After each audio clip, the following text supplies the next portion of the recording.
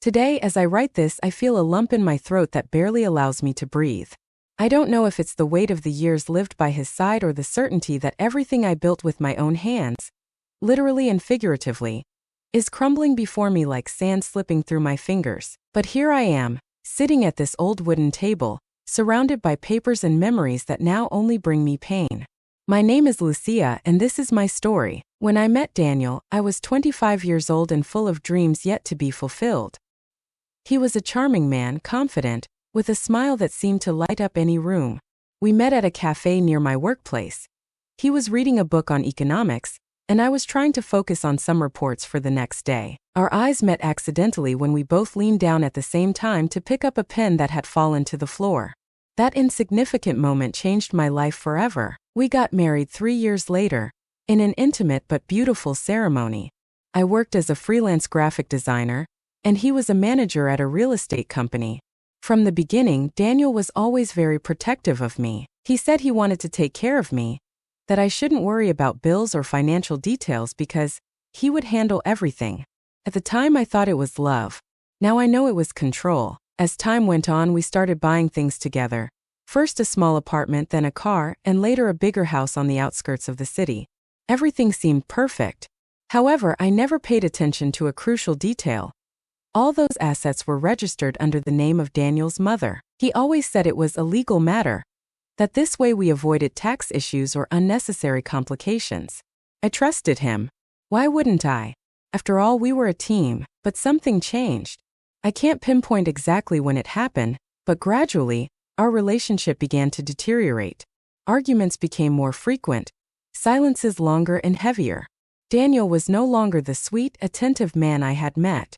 He became distant, cold, obsessed with work, and increasingly irritable at home. I began to feel lonely, trapped in a routine that no longer fulfilled me. It was during a particularly tense dinner when I made the decision.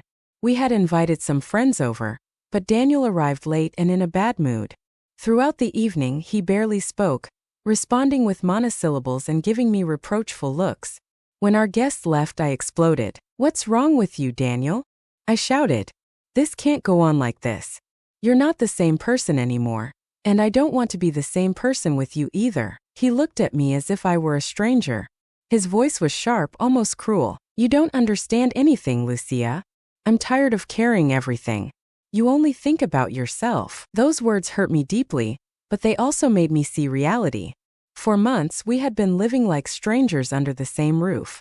So that night, after hours of sleepless tossing and turning, I made a decision. I would ask for a divorce. First, Daniel tried to convince me to reconsider. He promised to change, said he would go to therapy, that we would find a solution together. But I knew his words were empty. What had once been love had turned into resentment, and there was no going back. Once I initiated the divorce process, I began reviewing the legal documents related to our properties. It was then that I discovered something that froze me.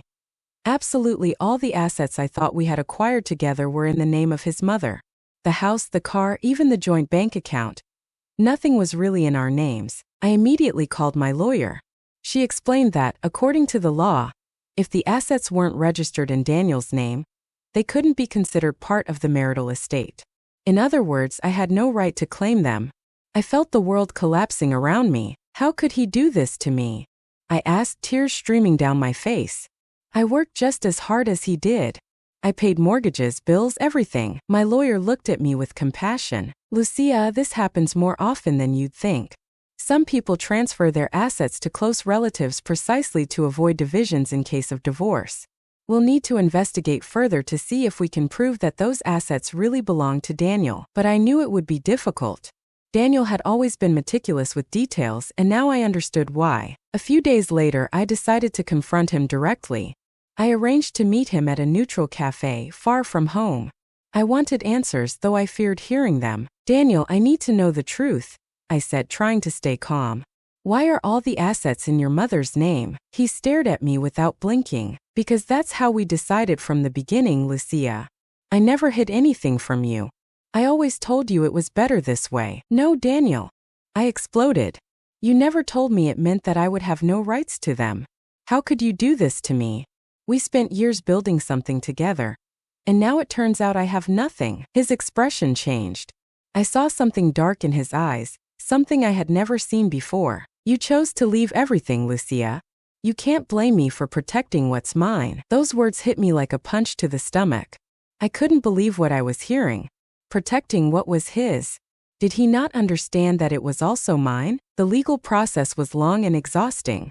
Although I managed to prove that I had contributed financially to the acquisition of some assets, most remained out of my reach. In the end, I accepted a modest settlement. A small sum of money and a few pieces of furniture. Nothing compared to what I truly deserved, but the worst part wasn't losing the material things. The worst part was realizing how much I had allowed someone else to control my life. I had sacrificed my independence, my identity, for a man who never truly valued what I did. Now, months later, I'm starting over. I've rented a small apartment in the city center and resumed my career as a graphic designer. Though there are still days when I wake up feeling lost, there are others when I find strength within myself, in my ability to rebuild what was shattered. I've learned that love shouldn't mean absolute sacrifice, that trust must be mutual, and that no one has the right to take away what you've built with your own hands. Today, as I write these lines, I feel that I'm finally regaining control of my life. And although the road ahead will be difficult, I know it will be worth it. Because this time I'll do it my way.